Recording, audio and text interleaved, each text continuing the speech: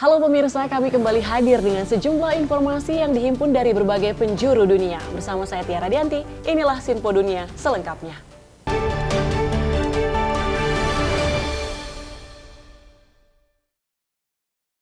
Informasi utama kami awali terkait dengan pertempuran yang berlanjut di Rafah, wilayah Gaza yang berbatasan dengan Mesir di tengah menguatnya seruan gencatan senjata pasca penerbitan putusan Mahkamah Internasional atau ICJ dan kuatnya penolakan yang diungkapkan lewat tagar All Eyes on Rafah. Seberapa jauh lalu putusan Mahkamah Internasional bisa diimplementasikan? Indonesia termasuk negara-negara yang mendesak Israel mematuhi putusan Mahkamah Internasional atau ICJ yang mendesak Israel menghentikan operasi militer di Rafah, seperti diungkapkan Menteri Luar Negeri Republik Indonesia usai bertemu para pejabat negara Eropa di Brussels, Belgia. Dalam kaitan ini kita semua harus berusaha agar Israel dapat mematuhi keputusan ICJ, termasuk menghentikan military offensive Israel di Rafah. Tanpa hal tersebut, kelancaran pengiriman bantuan kemanusiaan tidak akan dapat dilakukan. Tapi ofensif terus dilakukan di Rafah, wilayah yang pada ditempati pengungsi Palestina. Salah satu serangan baru-baru dilaporkan menewaskan 45 warga sipil dan disesalkan Amerika Serikat. We have been, I think, very strident in our condemnations about the deaths of innocent civilians. These deaths are not excused from that.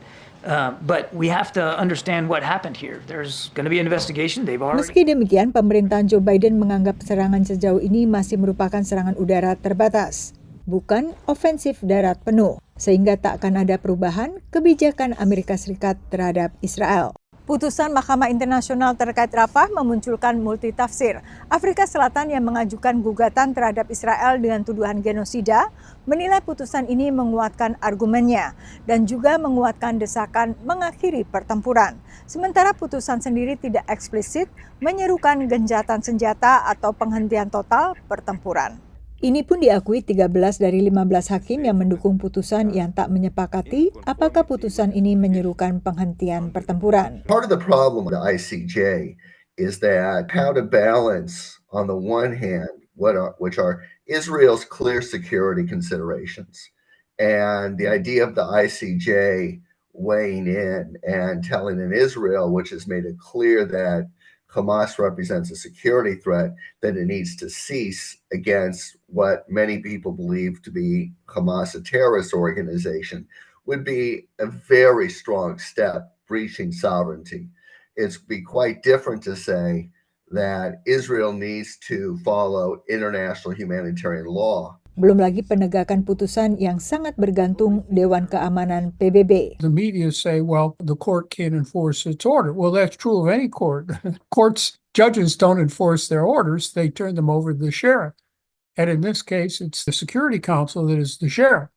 Now, I can't predict precisely what the Biden administration will do here.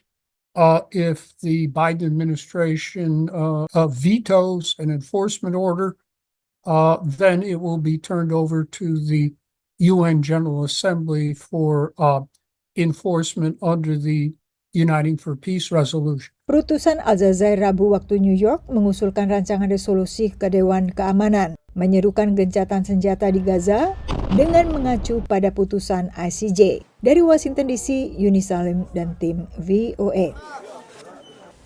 Normalisasi hubungan Arab Saudi dengan Israel yang mandek setelah pecahnya perang Israel-Hamas belum sepenuhnya gagal, menurut pejabat pemerintahan Joe Biden. Tapi analis mencermati normalisasi ini semakin menjadi sulit dengan mengerasnya sikap kedua pihak yang bertikai. Wacana normalisasi hubungan diplomatik Arab Saudi dengan Israel kembali mengemuka di tengah berlanjutnya perang Israel-Hamas. Sebagian analis skeptis, meski bisa memahami betapa isu Palestina bisa menjadi salah satu poin negosiasi. I guess there's hope that maybe giving Israel the promise of relations with Saudi Arabia, which given its importance in the Arab and Islamic world, it would be a huge breakthrough diplomatically for Israel. Dalam dengar pendapat di Senat baru-baru ini, Menteri Luar Negeri Amerika Serikat Antony Blinken menyampaikan optimisme bahwa normalisasi Saudi-Israel masih bisa terjadi. And I think we're at a point where the necessary agreements between the United States and Saudi Arabia are very well within reach. Pada saat yang sama, salah satu isu yang paling mengganjal dalam hubungan Saudi-Israel yaitu soal solusi dua negara dalam konflik Palestina-Israel, semakin menjauhkan kedua pihak. Arab Saudi seperti negara-negara Arab lainnya mendukung pembentukan negara Palestina merdeka dengan Yerusalem sebagai ibu kotanya dan telah menyatakan langkah normalisasi dengan Israel tidak bisa dipisahkan dari terwujudnya solusi dua negara.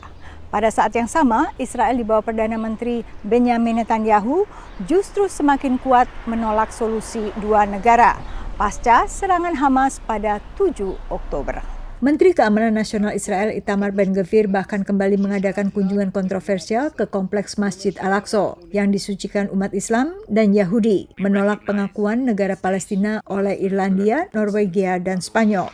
המדינות שהכירו היום במדינה פלסטינית נותנים פרס לנוח'בות, לרוצחים, למתעללים. Analis menilai normalisasi hubungan Arab Saudi dengan Israel sulit dicapai selama Benjamin Netanyahu berkuasa. Israel is interested in colonizing the rest of the Palestinian land, establishing Greater Israel, and denying Palestinian rights. So normalization is just simply a political, I don't want to say stunt, but it is close to a stunt that will just simply sweep under the rug anything that's called Palestinian rights and Palestinian rights to independence.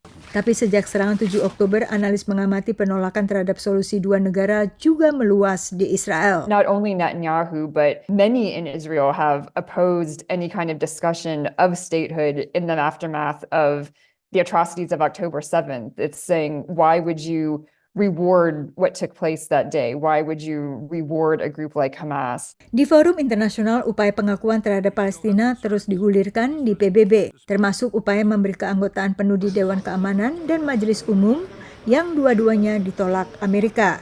Amerika Serikat di bawah Joe Biden tetap mendukung solusi dua negara. Meski terwujudnya kesepakatan ini, menurut Amerika Serikat harus dirundingkan dengan Israel.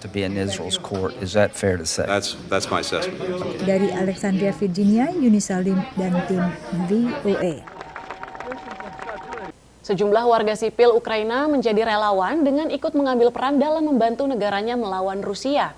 Mereka merakit drone berkamera yang dikendalikan secara jarak jauh untuk menghancurkan sasaran dan menjadi salah satu senjata ampuh dalam perang Ukraina melawan invasi Rusia. Meja kecil rapi dekat jendela ini adalah tempat kerja Yulia Saharova.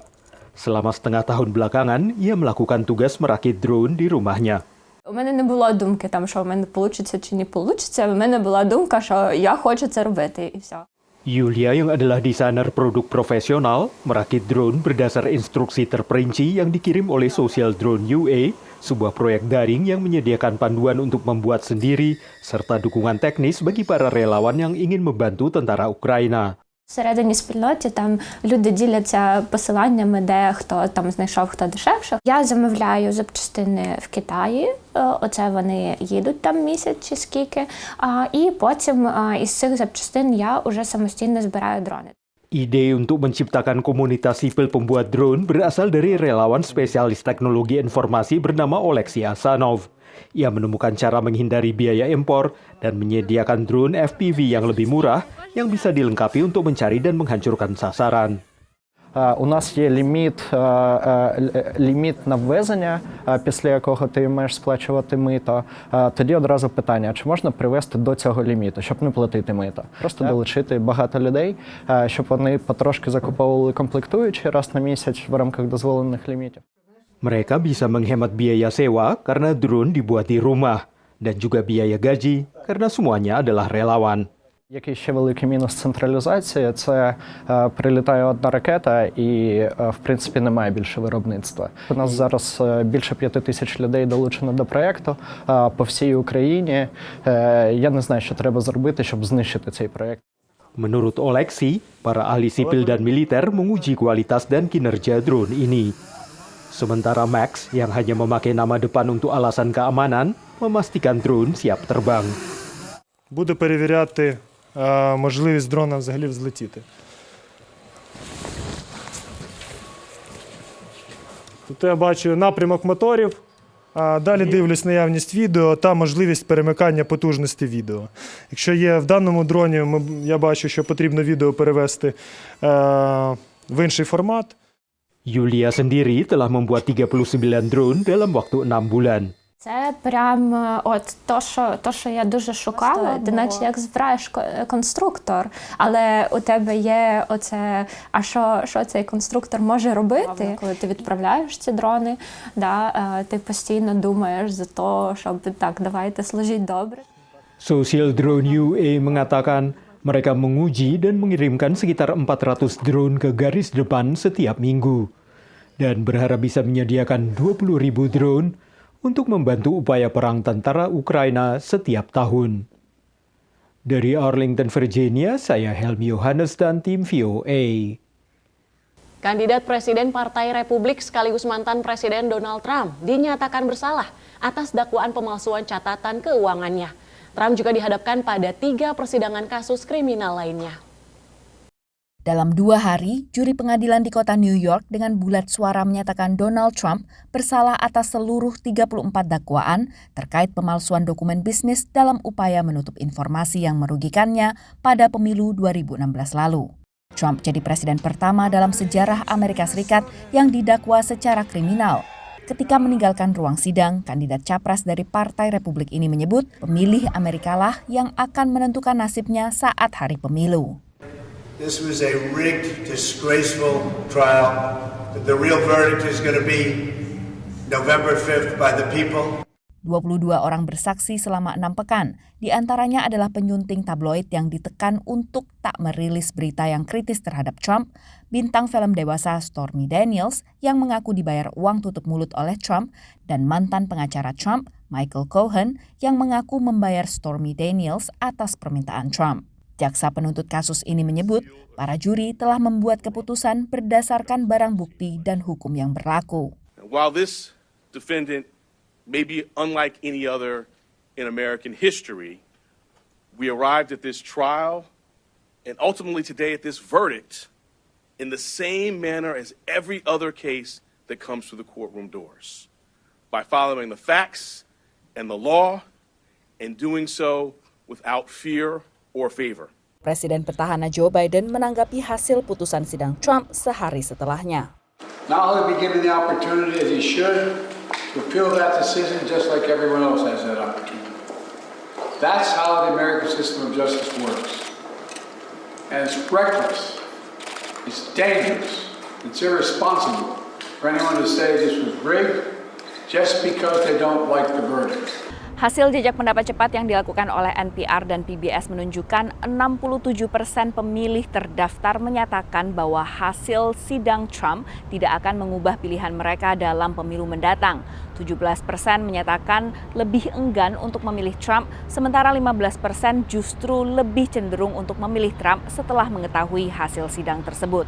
Mantan jaksa penuntut federal dan dosen hukum tak kaget dengan hasil sidang ini. The legal reality is either you believe in the jury system or you don't.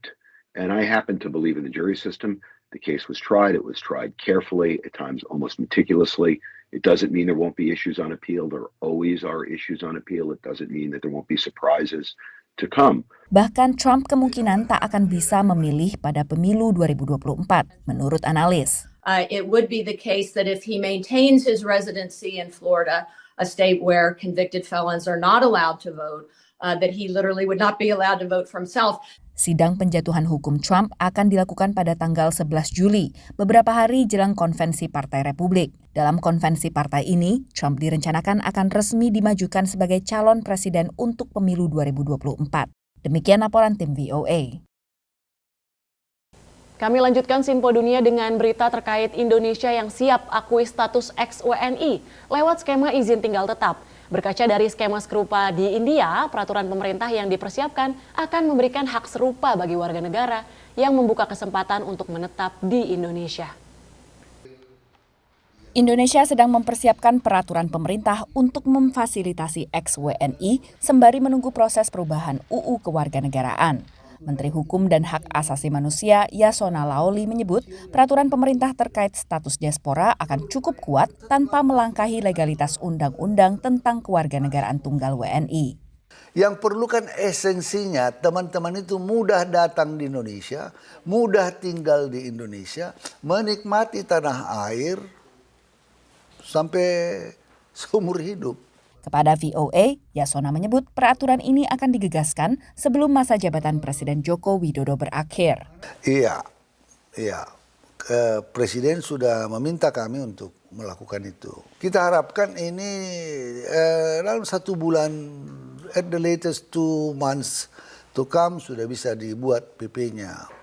Yasona juga memastikan perundangan lain yang bisa terdampak atas peraturan ini akan dikoordinasikan dengan kementerian terkait. Makanya dia dibahas pada tingkat Kemenko, supaya beberapa instansi kementerian yang ada stakeholders yang sama bisa membahasnya. Sehingga kalau PP ini dikeluarkan bisa langsung applicable. Untuk menggodok peraturan ini, pemerintah Indonesia melakukan studi banding ke India yang punya skema izin tinggal tetap bagi diaspora India. Skema OCI atau Overseas Citizenship of India diberikan kepada diaspora India yang bisa membuktikan bahwa sebelumnya mereka pernah memegang warga negara India. Skema ini memperbolehkan para diaspora yang memegang OCI untuk memiliki hak seperti warga negara India kecuali hak politik seperti memilih ataupun menjadi pejabat terpilih. Kelompok diaspora yang mengadvokasi isu dui kewarganegaraan mengaku puas dengan PP yang ditawarkan. Selama 10 tahun ini kita juga berterima kasih bahwa ada perhatian dari pemerintah dalam dui kewarganegaraan, effort dari kawan-kawan diaspora, dan kita harapkan akan jauh lebih maju lagi nanti. Tapi sementara ini saya rasa kita harus dukung dan juga kita juga harus manfaatkan sebaik-baiknya. Diaspora Indonesia di Washington DC antusias menyambut perkembangan ini. Indonesia butuh investasi, apalagi kalau diaspora yang sudah punya bisnis di luar ingin masuk ke Indonesia, ikut berkontribusi mengembangkan bisnis di Indonesia, itu sangat bagus. Gitu. Indonesia itu penuh dengan ide-ide yang mungkin sebenarnya tidak terpikirkan. Hanya saja ide-ide yang mungkin termasuk ide yang brilian ini tidak dapat panggung, tidak dapat pendanaan, dan tidak dapat kesempatan. Sementara bagi Michael, kemungkinan lolosnya skema ini membuatnya emosional. Been here for 50 years and always felt Indonesian. I feel like, why can't I go back? Just because it's my country. Meski belum diperinci, peraturan pemerintah atas skema ini akan memungkinkan diaspora Indonesia untuk tinggal tanpa batas waktu, bekerja, dan memiliki properti. Dari Washington DC, Virginia Gunawan, Eva Mazrieva, VOA. Bazar kuliner Indonesia yang digagas oleh Indonesia Food Bazaar di New York yang biasanya dilakukan secara indoor, kali ini diadakan di luar ruangan. Walaupun cuaca kurang bersahabat, acara yang diadakan di Long Island City ini ramai dihadiri pengunjung termasuk Wali Kota New York, Eric Adams. Candle wax that we have, and this is one of our best sellers. This is Coco Pandan. Everything is inspired by the tropical country of Indonesia and the concrete jungle right behind you. Berbagai aroma khas Indonesia seperti bunga melati, pandan, dan pepaya menjadi inspirasi lilin wangi yang diproduksi Amanda Toar. Diaspora Indonesia ini meluncurkan produk A More Fragrance Candle di acara Pasar Malam New York 2024. Jadi ini inspire-nya tuh dari tropical negara kita Indonesia sama New York gitu, concrete jungle. Nah, salah satu dari namanya tropis. Jadi gue tuh pengen promote Indonesian words gitu loh. Gue tuh pengen mereka lebih familiar sama nama-nama bahasa-bahasanya kita gitu loh, kata-kata Indonesia. Pasar Malam Diaspora Indonesia pertama yang diadakan di Long Island City, New York juga merayakan 75 tahun hubungan Indonesia dan Amerika.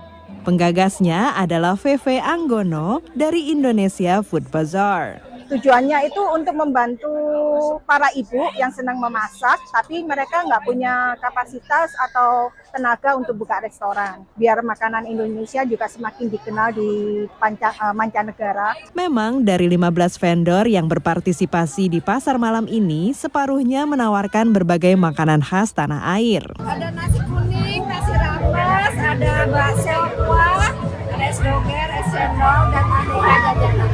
Walaupun cuaca kurang bersahabat, namun pengunjung cukup ramai dan antusias mencicipi makanan Indonesia serta menikmati pertunjukan musik sambil berlindung dari hujan gerimis. Acara yang juga memperingati Bulan Warisan Budaya Asia Amerika dan Kepulauan Pasifik yang dirayakan setiap Mei juga dihadiri Wali Kota New York Eric Adams. Oh, this is a beautiful event, even with a light drizzle. When people come together, it brings out the sunshine, and that's why this city, no matter what the weather is, there's always sun shining over New York. Kehadiran Wali Kota New York memperlihatkan dukungannya kepada komunitas diaspora Indonesia dan diharapkan dapat membantu untuk semakin memperkenalkan Indonesia kepada publik Amerika. Dari Long Island City, New York, Dania Iman, Naratama, Nia Iman Santoso, VOA. Negara bagian California mengumumkan rencana pembukaan jembatan satwa terbesar di dunia, Wallis-Annenberg Wildlife Crossing, tepat di luar Los Angeles. Jembatan satwa ini akan memberikan jalur aman bagi satwa liar untuk menyeberangi jalan raya dengan 10 jalur. Selama bertahun-tahun, para ahli ekologi di California telah berusaha meyakinkan penduduk Los Angeles bahwa satwa liar setempat membutuhkan jembatan seperti halnya manusia. Bagi hewan, masalahnya adalah jalan raya 10 jalur nomor 101 ini. We see that lots of animals are coming close to the freeway in this area. The 101 freeway separates the Santa Monica Mountains from everything else to the north. And so animals can't disperse back and forth. They can't find mates in those new areas.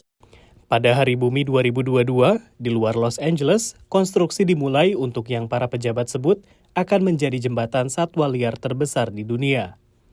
Ini memungkinkan satwa menyeberangi jalan bebas hambatan dengan aman. Gubernur California Gavin Newsom baru-baru ini mengatakan bahwa jembatan tersebut akan dibuka pada awal 2026.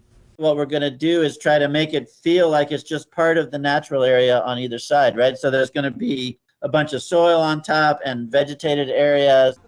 Kampanye penggalangan dana ini dipicu oleh peningkatan kematian puma, kucing besar liar Amerika yang hidup di daerah tersebut. Layanan Taman Nasional mengatakan bahwa dari tahun 2002 hingga Januari 2023, 34 ekor puma dalam jangkauan studi di wilayah LA telah terbunuh oleh kendaraan. The animals themselves are the best teachers. They don't want to cross our roads. They really want to find safe passage. So they're seeking them out. In some areas, Snoqualmie Pass up in Washington State, they hadn't even finished constructing one of their series of crossings and the deer were already trying to cross it. Pekerjaan konstruksi dilakukan pada malam hari untuk menghindari perlambatan lalu lintas jalan raya. Dan setelah jembatan selesai dibangun, hanya hewan yang bisa melintas. This bridge is on a major metropolitan areas going over a major freeway that actually carries over 370,000 vehicles per day. Because there is not too many places in the world where actually wildlife is next to major urban areas. Jembatan ini cukup mahal, yaitu $92 juta. Meskipun sebagian uang akan berasal dari negara, banyak juga yang berasal dari beberapa nama besar di bidang filantropi. Yayasan milik aktor Leonardo DiCaprio menyumbang $300.000. Filantropis Joan dan Frank Randall dari Newport Beach menyumbang $5 juta. Dan Annenberg Foundation memberikan sumbangan sebesar $25 juta. Jembatan ini setelah selesai dibangun akan diberi nama sesuai dengan nama CEO-nya, Wallis-Annenberg. Menurut National Conference of State Legislatures, ada sekitar 1.000 jembatan satwa yang tersebar di Amerika Serikat. Dan jembatan satwa ini tidak hanya dibuat untuk melindungi hewan, tapi juga untuk manusia. Karena diperkirakan di Amerika Serikat ada 1-2 juta pengendara yang bertabrakan dengan satwa besar. Dan menyebabkan 200-an kematian serta 26.000 luka-luka. Dari Washington DC, saya Rio Tuasikal dan tim VOA. Informasi tadi sekaligus menutup jumpa kita pada edisi kali ini. Tetap saksikan Sinpo Dunia hanya di Sinpo TV. Saya Tiara Dianti, mewakili kerabat kerja yang bertugas, pamit undur diri. Terima kasih dan sampai jumpa.